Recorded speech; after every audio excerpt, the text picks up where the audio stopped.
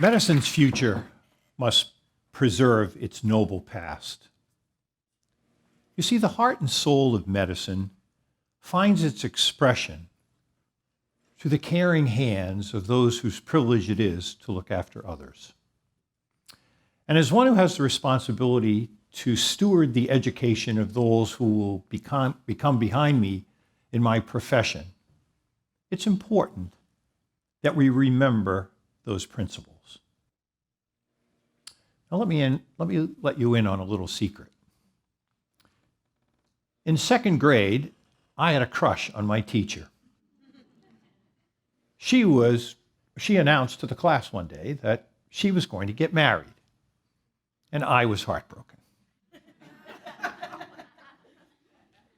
So I decided that I would do a little report to try to get her attention and to let her know that I had a future as a physician.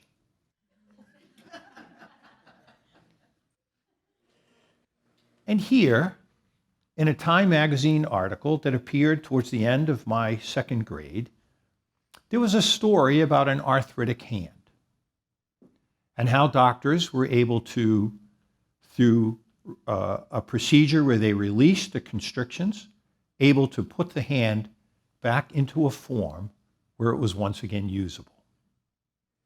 And my little book report, I can still remember it in black paper with silver ink.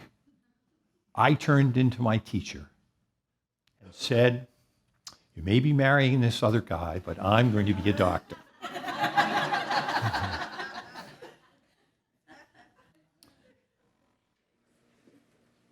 Many years later,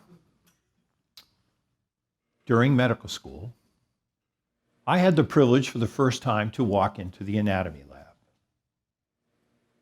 And there I met my first and among my best teachers. This woman had donated her body so that my anatomy lab partners and I could learn the structures of the body, the anatomical findings that you would have, to learn that there were 206 bones in the body.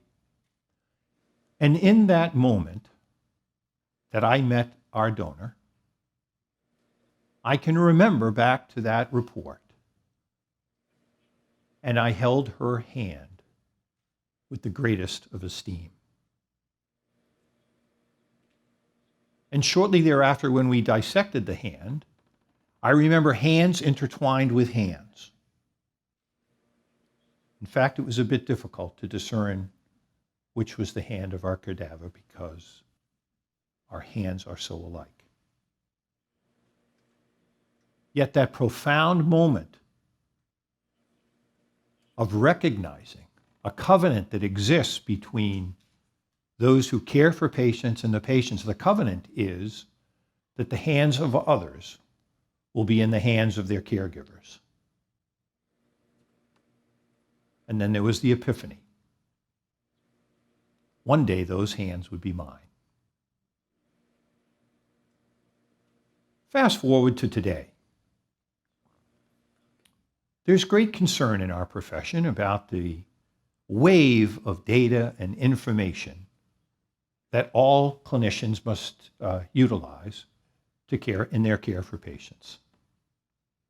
There's concern that artificial intelligence and technological developments and new treatment modalities will actually come between the caregivers and their patients, make it more difficult to hold their hands. Now, let's just think about this for a minute. Think about the phone in your hand, or the watch on your wrist, or the glasses on your eyes. Today, those devices record what we eat. By touching them, we can know what our pulse and our blood pressure is. We can assess our blood sugar. We can schedule and have an appointment. And every now and then we can make a phone call or check the time. And if you think that this can't happen to medicine, just think for a moment about banks. When was the last time you went to a bank? Well, when you need money, you can take your card, go to a machine, put it in, and out will come your money. Think about your airline number. Most of you know your airline numbers. Think about your hotel loyalty numbers. You know those as well.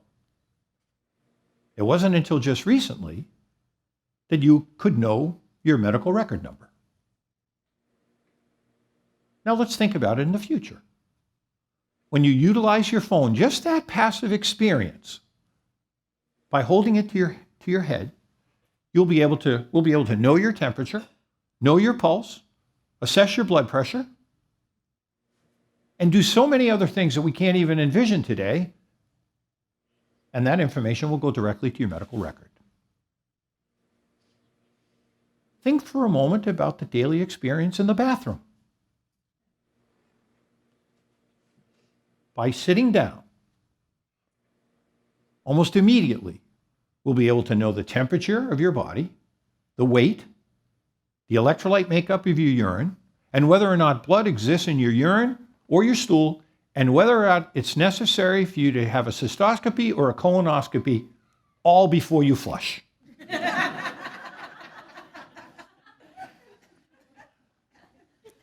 Now, this torrent of information is before us. And in fact, there is great concern now in our profession about the amount of data and how we can analyze it and utilize it to make things better for patients. Think about another moment. Think about playing doctor. I can remember when I played doctor the first time with my brothers. I wore my father's white shirt. I had a little plastic stethoscope, a little hammer, and a fake mirror. And I held my brother's hand, and I took my stethoscope and I put it on his heart, and I gave him a good rap of the knee with my hammer, watched his reflex. It wasn't too different than Rockwell, when he depicted the doctor and had the doctor actually using the stethoscope to listen to the little girl's, Dolly's, heartbeat.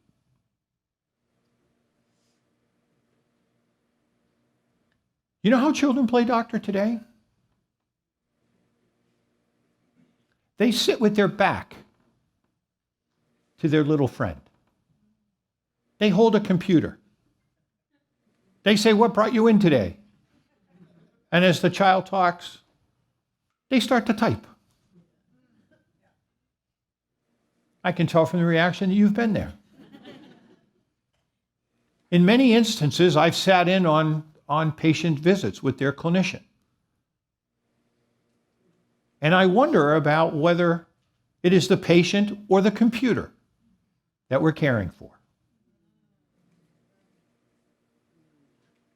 In fact, we're trained to care for patients. We're trained that the doctor-patient relationship is what's most important to us. But now, we focus on the doctor-computer relationship. Now think about it for the moment. Who are the students in this picture? To American medical schools today, we admit humans. And these humans will have the responsibility to care for others. But it's a very complex time in medicine. Are you aware that each day in America, a doctor commits suicide? Are you aware to the extent that clinician burnout is causing us to lose a legion of professionals on a monthly basis? Are you aware that 40% of women, 6 years after their training has concluded, will reduce their practice hours or leave the profession? 40%. Now, the data that we have, the therapeutic possibilities that have been discovered, the treatment regimens that we can utilize today, these are outstanding. The face of medicine has changed for the better. But we must now think and think about and return to the importance of the doctor-patient relationship. Sir Henry Tate, in the late 1890s, asked Sir Luke Fides to paint an idealized picture of the doctor-patient relationship. Here is that painting. You'll see a child outstretched on a chair. The child is thought to be Sir Luke's one-year-old son, who had died a few years earlier from tuberculosis. The doctor's name was Murray, but the face depicted on the doctor in this painting is thought to be that of Sir Luke himself. Many people miss the background, where the mother and father are anguished over the illness of their child. All that existed was the caring relationship between doctor and patient. There is no computer. Honestly, there's no medicine. There's no X-ray machine. There's certainly no biologic, because in those days there was nothing to treat tuberculosis, which is why the child died. But what there is a caring relationship that exists between doctor and patient. Now, as we look to the future, and all the wonderful things that are occurring in medicine, it feels to me like it's important that we bring together the caring relationship with the new biologics, diagnostics, and technological regimens that exist. It will only be through that humanistic approach that we can once again revitalize our profession and again bring to our patients that caring relationship that they so desperately want. Think about the humanism that exists when a caregiver promotes their patient's human dignity. Think about the humanism that exists that when a patient faces fear, their clinician will hold their hand. Think about the final moments of a person's life, when all therapeutic possibility has been exhausted, when there are no more treatments to provide, when all is left is time for caring. Think about in those moments, if those who care for us will take the time to hold our hand. And when I talk with our students about their futures in medicine, I reflect with them about the hands I've held throughout my career. I remember holding the hand of a neonate, my outstretched finger and their grasp of it. But as I held that baby's hand, what was as poignant was that my arm was around their parents who were shaking because the love of their life might not make it.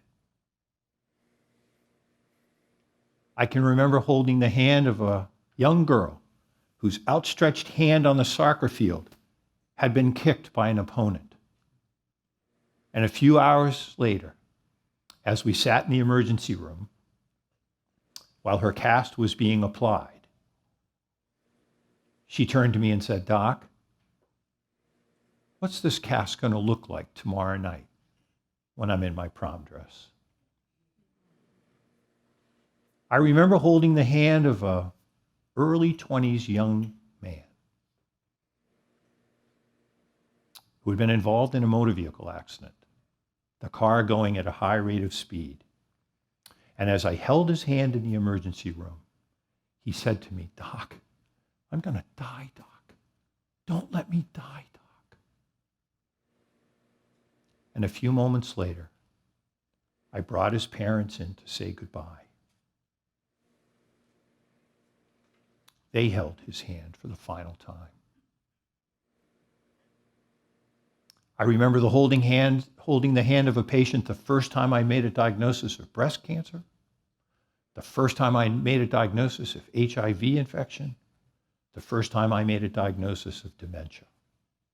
And I remember caring for a titan of business, a man who, in a million years, would never have thought that at the end of his life, I would be there to hold his hand.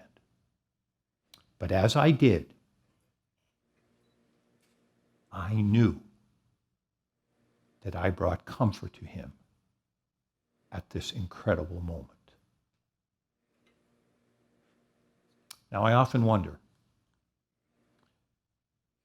when it might be that someone will hold my hand. Will it be when a grandchild is sick? Will it be when they hold the hand of one of my children or of my wife? Perhaps it might be when they hold my hand. I wonder if I'll remember who it is that holds my hand. Perhaps it will be when it's my hand at the anatomy table. But in that moment, I hope my caregiver will realize the privilege it is to care for me. And in so doing, recognize that the future of medicine can be assured if we preserve its noble past. I want you to know it was a privilege for me to have the opportunity to share these thoughts with you.